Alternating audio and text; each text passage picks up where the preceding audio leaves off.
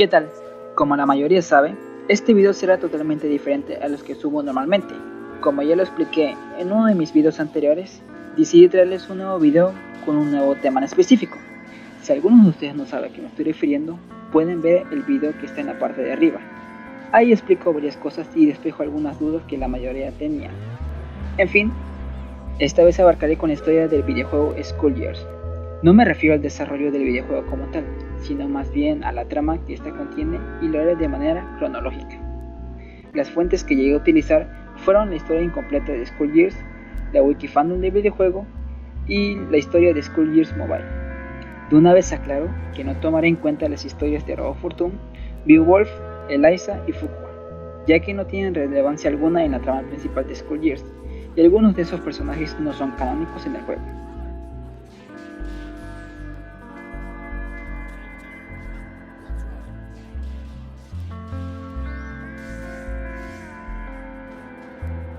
Ya aclarando estos puntos, empezaré con el video. Espero que les guste.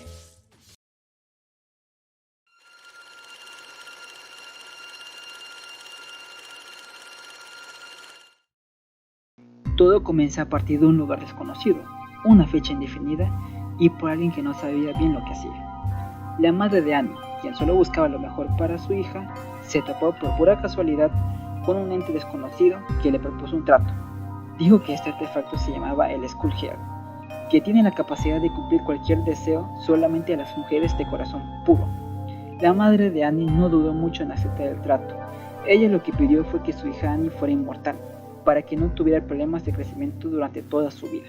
Una vez cumplido el deseo, la mamá de Annie sufrió las consecuencias del deseo que pidió, pues el ente no le había dicho que el School Heart tiene la capacidad de diferenciar entre un deseo puro y un deseo egoísta, y al parecer el deseo de la madre de Annie no fue el mejor, y las consecuencias de este acto fue que ella se convirtiera en la primera School Year, y que tenía como objetivo acabar con todos los seres vivos de este mundo por órdenes del School Heart. No se sabe quién o cómo fue derrotada la School Year. Lo único que se sabe es que durante ese lapso de tiempo no se volvió a saber nada del School Heart durante un buen tiempo. 16 años después, en Needham Innsmouth, Irving junto con su compañero Ben Merland estaban haciendo su labor como policías de New Meridian. Ellos dos se tomaban muy en serio su trabajo y no se dejaban manipular por nada. Su sargento principal les ordenó que no se metieran con los Medici. Aquí tengo que aclarar, los Medici son una gran mafia que tiene control sobre algunas partes del reino Canopy, en donde se desarrolla el juego, y están dirigidos por Lorenzo Medici, quien es el líder principal de esta organización. Esta mafia ha cometido muchos crímenes sin temor alguno de tener represalias, ya que cuentan con una gran diversidad de poder que pueden usar a su gusto sin ningún problema, y esto incluye desde lavado de dinero, manipulación policíaca, trata de blancas, hasta tener un casino ilegal. Y sus principales enemigos son la familia Renoir, ya que los Medici existieron antes que existiera la monarquía Renoir en Canopy, y ellos mismos se negaron a formar parte de esa monarquía. Una vez aclarado esto, sigo con la historia. A pesar de que cometían crímenes que iban en contra de la ley, Irving y Ben no se dejaron intimidar y siguieron haciendo su trabajo. Pero al parecer, Ben sospechaba mucho de su sargento y tenía la sospecha de que algo estaba tramando. Mientras él estaba en Madman's Cave, ocurrió un incidente que involucró a la policía con los Medici. Ben intentó enfrentarlos, pero no pudo, hasta que llegó los refuerzos pensando que venían a ayudarlo. Pero el sargento solo fue a acabar con Ben, ya que la policía tenía una conexión muy estrecha con los Medici. Por esto mismo temían que Ben interfiriera en su relación entre el departamento de policías y los Medici.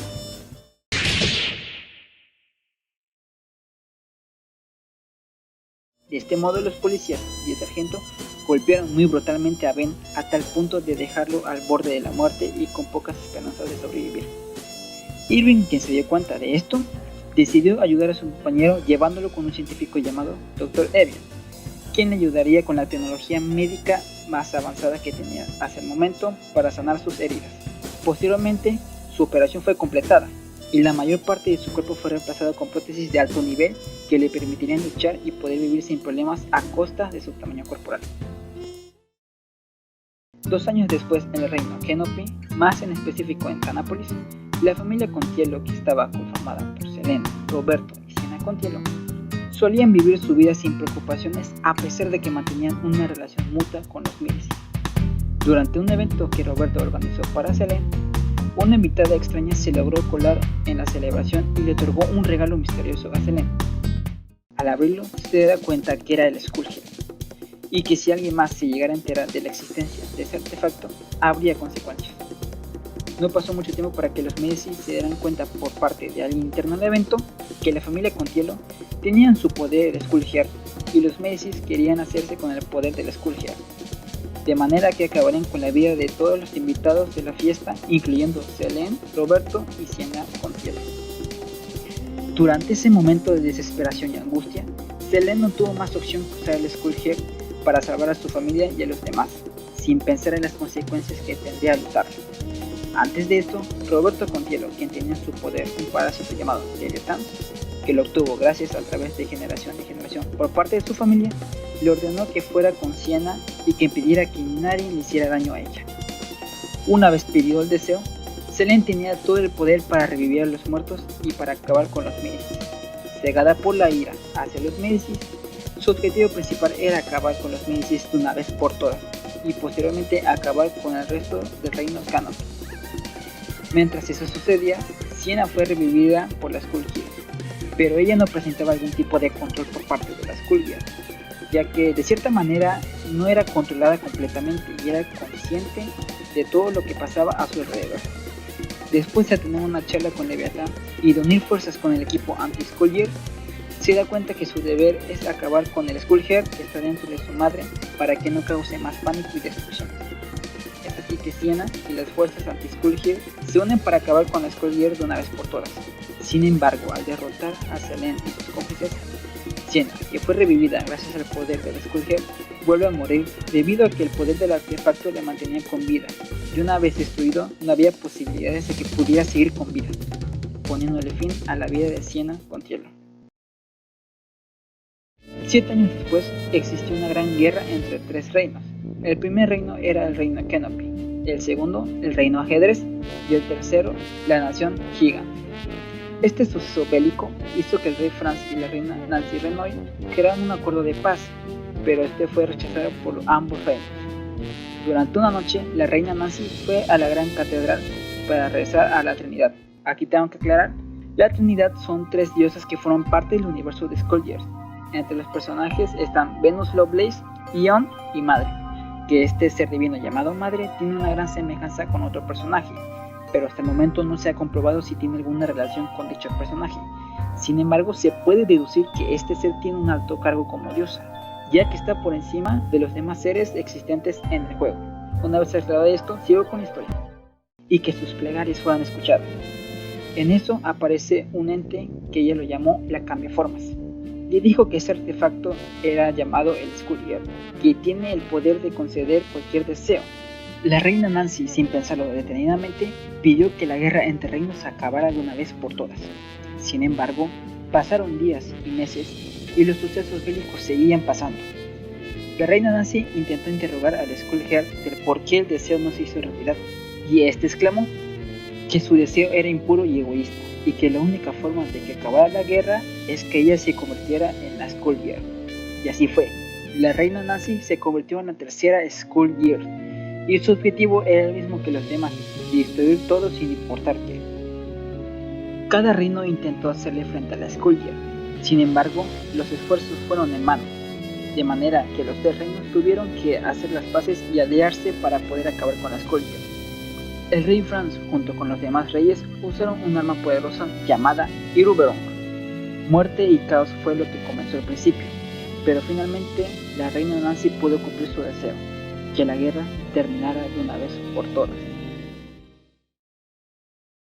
Antes de que siga con la historia, les quiero pedir un gran favor, que se suscriban a mi canal y que activen la campanita para que no se pierdan ninguno de los próximos videos que subiré. Sin más que decirles, les dejo con la historia.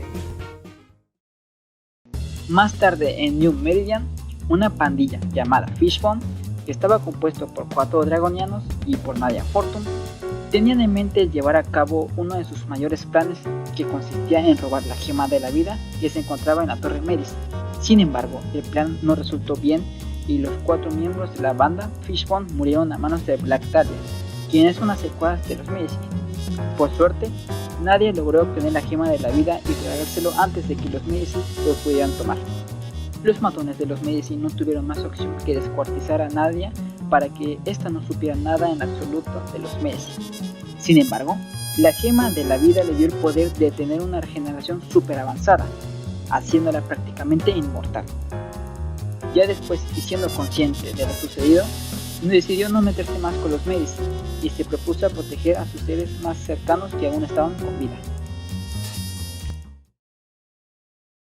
Posteriormente, Vital, quien es el hijo de Lorenzo Medici, decidió contratar a una escolta que la protegiera de cualquier persona que le quisiera hacer daño. Fue entonces que mandó a Black Dahlia que se contactara con Regina, que tiene un circo llamado Cirques Descartes, para que pudieran elegir una nueva guardaespaldas. Taileskin se encargó de poner a prueba a las candidatas que eran Beatrix, Feng y Cerebella. Al final Cerebella fue la ganadora, debido a que Beatrix no cumplió con proteger a Vital y por su descuido casi le quita la vida. Pero en ese instante Cerebella saltó fuera del ring y evitando que Vital saliera herido. Al principio Cerebella quedó descalificada porque salió del ring y por obvias razones Beatrix fue la ganadora. Pero Vital decidió nombrar ganadora a Cerebella debido a que ella protegió a Vital sin que él se lo pidiera. De esta manera obtuvo el trabajo y la confianza de Vital Medici.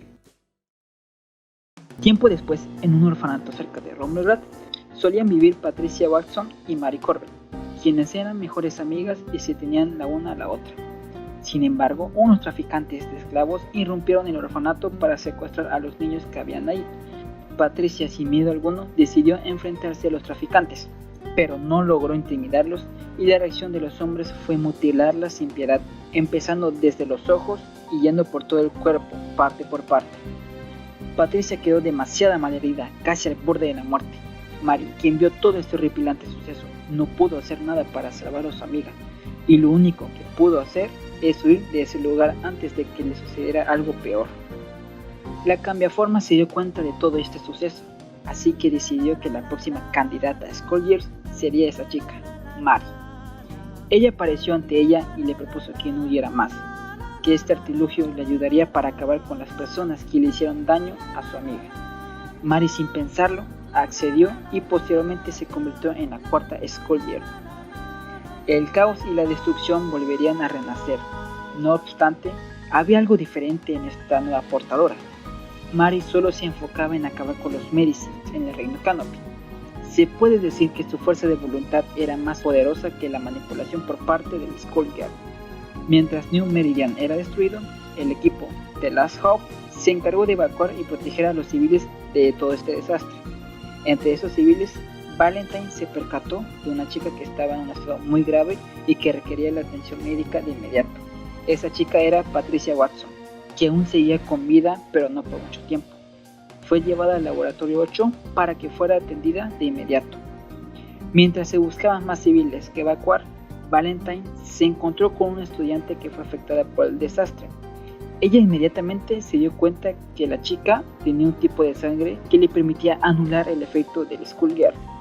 Valentine, bajo la obligación del Dr. Bane, no tuvo más opción que secuestrarla y llevarla al laboratorio 0. En ese lapso de tiempo, The Last Hope, o mejor dicho, La Última Esperanza, tenía la misión de aniquilar a la nueva Skull Year. Este escuadrón estaba compuesto por veteranas médicas que tenían como nombres claves Christmas, Easter, Patty, Hollow y Valentine. Su objetivo era el de acabar con la Skull Year y sus aliados en la Tierra de Nadie, pero no habían tomado las medidas necesarias y el equipamiento suficiente para acabar con esa nueva amenaza. Poco a poco el escuadrón fue cayendo y cada vez era más difícil de acabar con ella, hasta que finalmente solo quedó una miembro del pelotón. Esa era Valentine. A punto de morir y sin escapatoria alguna, Mary decidió darle una oportunidad a Valentine, ya que ella dice que todos sus esfuerzos y conocimiento lograron traerla hacia ella, y que Valentine podía ser de utilidad debido a su potencial. Valentine no tuvo más remedio que ser aliada de la Skull Year en secreto para que de esta forma pudiera salvar su vida. Un año antes de todos los sucesos ocurridos, Filia Medici, que vivía con su madre Amelia y su padre Marcus Medici en Maplecrest, solía ir a la escuela junto con su amiga Carol y vivir una vida normal. Un día Carol se encontró con un perro callejero que tenía dentro de él un parásito viviente. Este parásito se hacía llamar Samson y él solo buscaba un hogar donde vivir. Carol se negó, debido a que sus padres son alérgicos a los perros, así que le dijo que su amiga Filia la adoptaría y así fue. Una vez estando en la casa de Filia, Samson vivía cómodamente y sin problemas con su nueva dueña. Un año después, Filia se había enterado de que Carol había desaparecido y que aún no había aparecido. Esto puso triste a Filia y a Samson, cuando de repente se escuchó un estruendo bajo la casa de Filia. Ambos bajaron y se toparon con la sorpresa de que la Skullgirl había venido hasta aquí para matarlos, ya que ella dijo que había matado a la gran parte de los Medici y que solo le faltaban unos pocos para completar su venganza. Su padre intentó detener a la Skullgirl, pero fue en ese momento en el que Samson revela su verdadero ser y por poco le hace frente a la Skullgirl. Aquí tengo que aclarar, esto indica que Samson ya había peleado con Skullgirls anteriores hace un tiempo atrás. Una vez aclarado esto, sigo con el video. Filia le dijo a la Skullgirl que su familia ya no tenía lazos con los Medici desde hace varios años y que ellos no eran malos. La Skullgirl, confundida por un recuerdo vago que se le vino a la mente, decidió perdonarles la vida para posteriormente irse. Fue ese suceso que la familia de Filia agradecieron a Samson por la heroica demostración de valentía que tuvo al intentar pelear con la Skullgirl, y como recompensa se quedó en la casa de Filia por un buen tiempo. Sin embargo, Vital decidió visitar a su hermano pensando que éste había muerto, y enfurecido por él que ya no tenía relación con la familia Medici y que aún seguían vivo, decidió matar a Marcus, Amelia y a Filia. Samson intentó defender a Filia, pero el perro que lo tenía como huésped murió por el golpe que el ciber mayordomo de Vital le dio. Vital se fue del lugar y dejando su suerte a Filia. Ella aún seguía con vida y Samson no tuvo más remedio que poseerla para salvarle la vida. Pero las consecuencias fueron que Filia perdería sus recuerdos permanentemente. Fue así como ella adquirió sus poderes.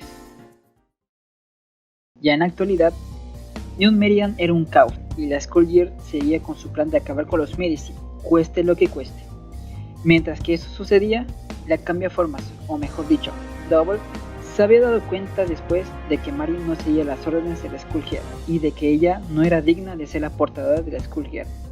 Así que ella había capturado a 7 candidatas para que la reemplazaran. Además, le había dicho que su amiga Patricia había sido reconstruida y que ahora era un cyborg que tenía como objetivo eliminar a la Skullgirl y a la Skullgirl. Mary intentó pelear contra Double, pero no pudo ante el poder de ella y terminó siendo asesinada. Double, teniendo en sus manos el Skullgirl, elegiría la próxima Skullgirl que traía más caos y destrucción al reino Canopy.